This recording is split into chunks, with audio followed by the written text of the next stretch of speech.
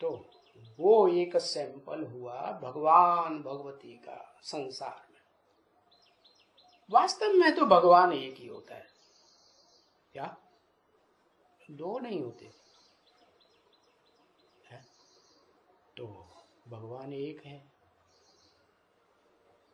तो क्या परिपूर्ण नहीं है? परिपूर्ण है। हा? फिर विजय लक्ष्मी को आने की क्या दरकार है? परिपूर्ण है? नहीं। अच्छा, तो शास्त्रों में क्या शंकर जी को कभी अकेला नहीं दिखाया गया? हमेशा गृहस्थी में ही दिखाया है? दिखाया ना। वैरागी भी होके रहे कि गृहस्थी होके रहे हमेशा है? पक्का वैरागी। तो भारतीय परंपरा में बात आती है कि पहले गृहस्थी भी हो फिर बाद में सन्यासी हो। तो पहले गृहस्थी के बाद में सन्यासी, या पहले सन्यासी फिर बाद में गृहस्थी?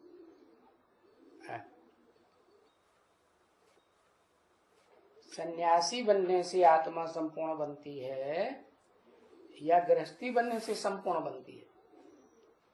ऐसी परिपूर्ण आत्मा जो एकदम स्वाधीन हो।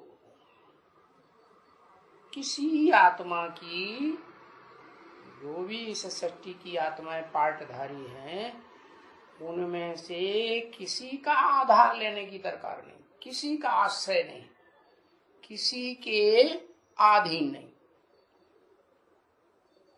तब कहेंगे भगवान, या अधीन हो जाए तब कहेंगे भगवान?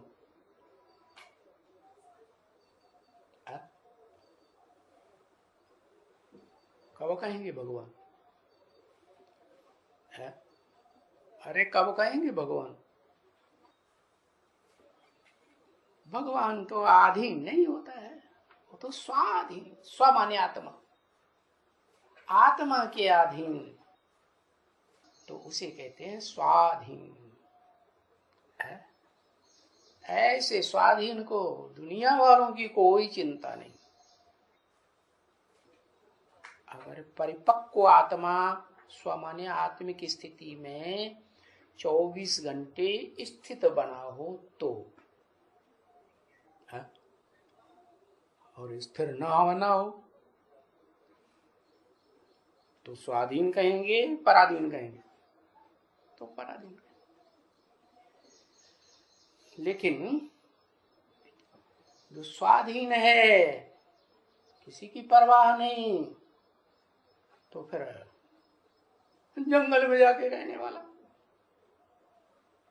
शास्त्रों में नाम दिया आरण्य।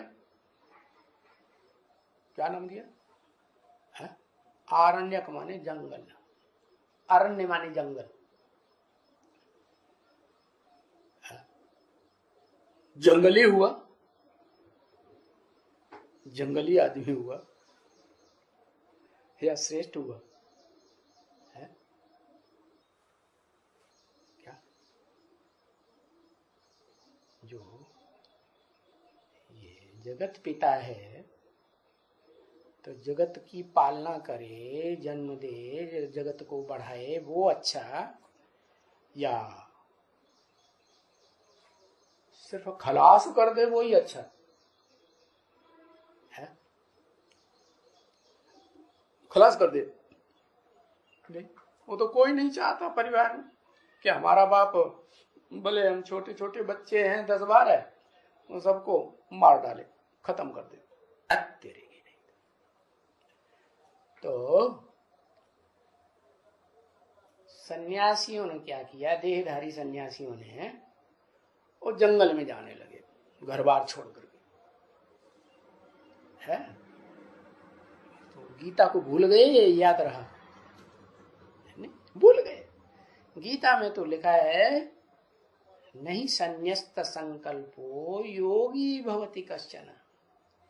उसको सन्यास योगी नहीं कहेंगे, पक्का सन्यासी नहीं कहेंगे, क्योंकि वो उसके संकल्प तो वो ही घर बार की तरफ जा रहे हैं, दुनियादारी याद आ रही।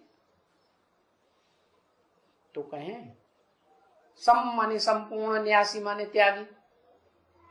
सब कुछ त्याग दिया है? नहीं त्यागा। वो दृष्टि में वो ही आते रहते हैं, मन की दृष्टि में, बुद्धि की दृष्टि है, मन में वो ही याद आते रहते हैं, घर परिवार वाले, बाल बच्चे, मित्र संबंधी, बीवी बाल बच्चे। तो सन्यासी नहीं कहेंगे, संपूर्ण न्यासी नहीं हुआ। तो संपूर्ण न्यासी का अर्थ बाबा आकर बताते हैं कि कुछ भी याद ना आए। क्या? एक शिव बाप, दूसरा न कोई। शिव बाबा नहीं, क्या? एक शिव बाप। कौन बाप? बिंदु बाप, बस। तो जिसको याद करेंगे तो क्या बनेंगे? मैं भैंस हूं, मैं भैंस हूं, मैं भैंस हूं, मैं भैंस हूं, मैं भैंस हूं। बाबा मिसाल देते हैं। तो खिड़की में से कैसे निकले? मैं तो भैंस हूं इतनी बड़ी, खिड़की तो छोटी होती है। वैसा ही बन जाएगा ना जिसको याद करेगा। तो निराकारी स्टेज धारण कर लेता है, और 100% निराकारी स्टेज धारण करता है पक्का सन्यासी की परसेंटेज में धारण करता है। एक ही है संसार में जो पक्का सन्यासी भी बनता है। बाकी और धर्म पिताएं भी निराकार को याद करते हैं, क्या?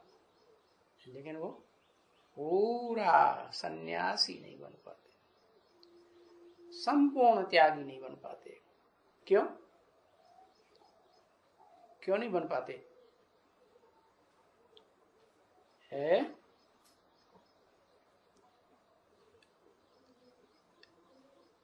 क्योंकि वो आत्माएं जिन देहधारियों के संग के रंग में आती रही हैं जन्म जन्मांतर, वो देहधारी ही जरूर याद आते हैं। क्या? 84 जन्मों का, उनमें भी खास 63 जन्मों का हिसाब किताब जो है वो संगम युग में अदा करना पड़ता है कि नहीं है? तो वो धर्म पिताएं तो सब आते ही हैं नरक की दुनिया में। जो दुनिया नर बनाते हैं वो धर्म पिताएं, वो नर हैं, मनुष्य हैं, वो उस दुनिया को बनाने वाले। तो जो दुनिया बनाई है जन्म जन्मांतर, वो ज्यादा याद आएगी या वो याद आएगा जिसने आकर ऐसा ज्ञान दिया कि जिस ज्ञान को धारण करके, क्या, जिस सच्चाई को 100% धारण करके जो धारण करने वाला है वो भी निराकार बन गया, शिव समान बन गया। शिव समान बन गया तो क्या सदाकाल परमधामवासी सत्यधामवासी बन के रहेगा? भाव क्या है उसके अंदर? अरे सुख भोगने का भाव है या नहीं है? अच्छा, सुख भोगने का भाव नहीं है? पुरुषार्थी जीवन में सुख भोगने का भाव रहा या नहीं रहा? वो तो देह से सुख भोगने का भाव रहा। लेकिन जो सुख बाप देते हैं है, वो सुख तो कोई नहीं दे सकता। कौन सा बाप? निराकार आत्माओं का निराकार बाप आत्मिक सुख देते हैं। उस आत्मिक सुख को कहा जाता है अतीन्द्रिय सुख। वो देह का सुख नहीं होता है। इंद्रियां देह में होती हैं, वो इंद्रियों से परे का सुख देता है। तो ऐसा सुख लेने वाला जब बनता है तो उससे अतीन्द्रिय सुख की जो सृष्टि है वो मन वचन कर्म, कर्म इंद्रियों की, ज्ञान इंद्रियों की और मन की सृष्टि नहीं है। क्योंकि मन का लगाव इंद्रियों में रहता है। इंद्रियां भांति भांति की हैं, भांति भांति का सुख भोगने का। ये तो एक ही है, आत्मिक सुख, उस आत्मा का सुख भोगना जो आत्माओं की दुनिया में सबका बाप, परम पिता कहा जाता है, सुप्रीम गॉड फादर कहा जाता है। तो सुप्रीम गॉड फादर जो है वो साकार सृष्टि नहीं बनाता है, खुद नहीं बनाता है, वो आकर के साकार सृष्टि बनाने के लिए ज्ञान देता है। वो ज्ञान जो धारण करती है आत्मा, वो फिर योग लगाती है, और योग लगाने में परिपक्व हो जाए याद में, तो वो बाप समान ही बन जाती है। तो इस बात को वो इस्लामियों ने पकड़ लिया। क्या? कौन से इस्लामियों ने? जो स्वर्ग में देवताएं भी थे, फिर जन्म लेते लेते नीचे उतरे तो द्वैतवादी द्वापर युग से धर्म पिताओं के संग के रंग में आकर फिर क्या बन गए? दैत्य ही बन गए।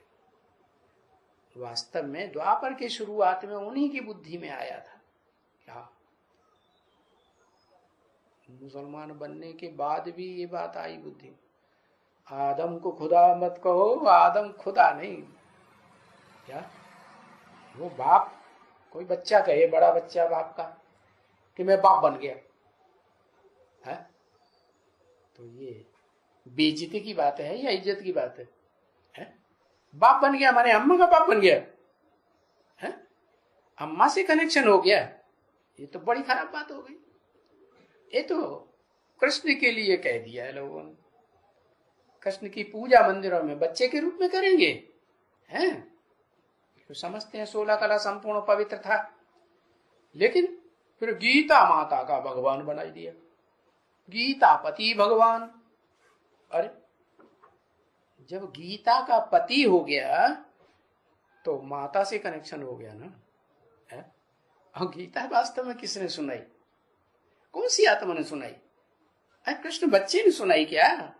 अरे गीता में तो राजयोग का ज्ञान है, राज की बातें भला बच्चा क्या जाने। बच्चा बड़ा होता है, नौजवान होता है, तभी तो राज की बातें समझता है? राज की बातें गुप्त रखी जाती हैं, यह सबको बताई जाती है? गुप्त रखी जाती ना। तो बताया क्या कि वो बच्चा जो है वो तो खराब बात हो गई, उस बच्चे को गीता माता का पति बनाई दिया। नहीं, उस कृष्ण को क्रिश्चियंस ने फॉलो किया तो वो भी वैसे ही बन गए। क्या? भारत माता को पहचाना? नहीं पहचाना। जगदम्बा को पहचाना या भारत माता को पहचाना है? जगदम्बा को पहचाना होगा, भारत माता को नहीं पहचाना। जो भारत माता पहले पहले भगवती का पार्ट हो जाती है। तो साकार सृष्टि बनाने के लिए वो अव्वल नंबर सन्यासी को भी क्या बनना पड़े? साकार सृष्टि में साकार माता चाहिए सृष्टि रचने के लिए।